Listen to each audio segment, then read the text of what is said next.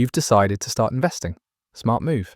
Then you open Google, type in best stocks and shares ISA UK, and 15 different platforms appear, each claiming they're the cheapest, the easiest, the best. Your brain shuts down. You close the tab. You go back to scrolling. I've watched loads of people do exactly this, and it's costing them years of potential growth because nobody's giving them the actual answer they need. Here's what's really happening. Most comparison articles are either sponsored content disguised as advice or overwhelming spreadsheets comparing 20 platforms across 40 criteria you don't understand yet. What you actually need is brutally simple. Which 4 platforms matter for UK beginners and which one fits your situation specifically? Let's cut through this right now. There are roughly 30 investment platforms in the UK. 26 of them don't matter to you. Not because they're bad, but because you're not a day trader, you're not managing a pension worth 200 grand, and you're not investing in obscure international markets. You're someone who wants to put money into a stocks and shares ISA, buy some index funds, and not think about it constantly. 4 platforms dominate the beginner space: Trading 212, InvestEngine, Vanguard, and Freetrade. Everything else is either too expensive, too complicated, or designed for people who already know what they're doing. Start with Trading 212. 0 platform fees. Read that again. Most platforms charge you just for having an account. Trading 212 doesn't.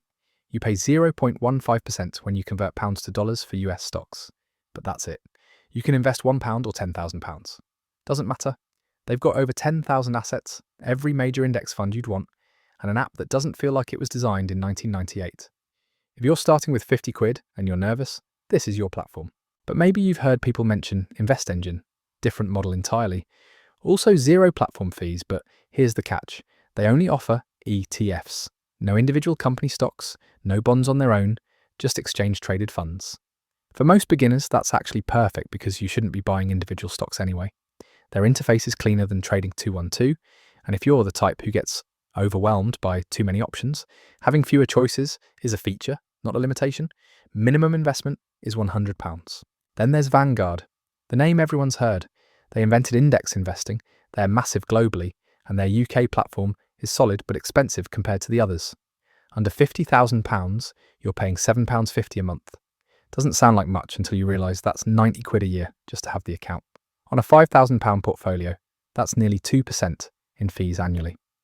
Vanguard's funds are excellent, but you can buy most of them through Trading 212 or InvestEngine for far less. The only reason to use Vanguard directly is if you're investing huge amounts where their capped fee structure saves you money, or if you genuinely want everything in one place under the Vanguard brand. Freetrade exists, and people ask about it. So here's the deal. £3 a month for the ISA version. That's £36 yearly.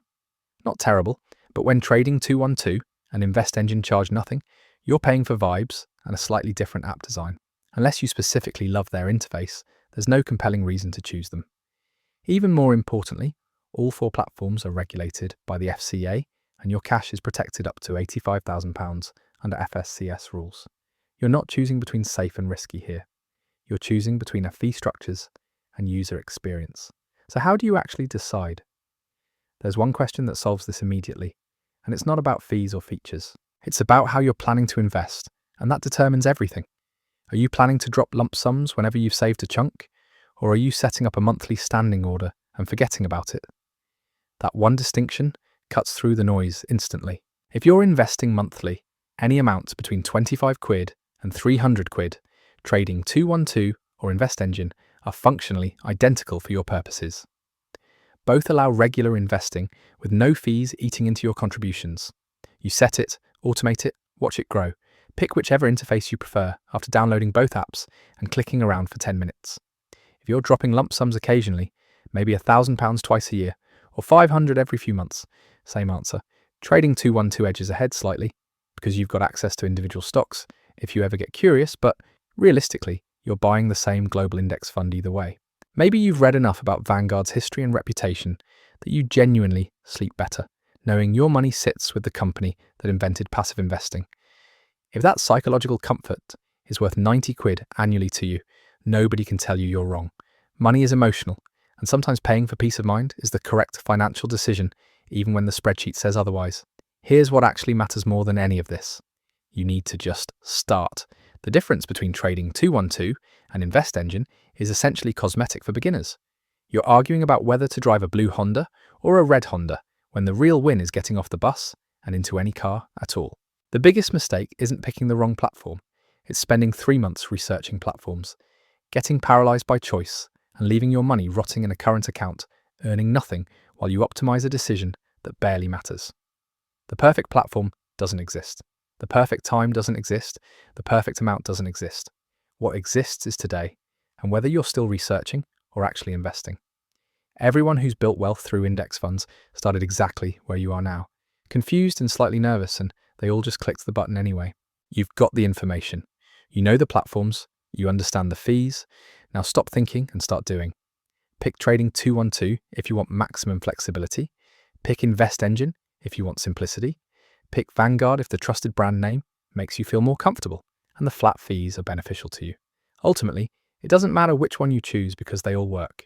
What matters is that by this time next week, you've got money actually invested instead of sitting in your account doing nothing.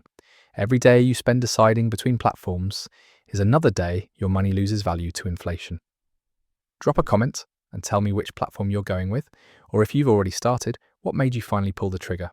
Because I guarantee someone reading this right now needs to hear that they're not the only one who was nervous about pressing that first buy button.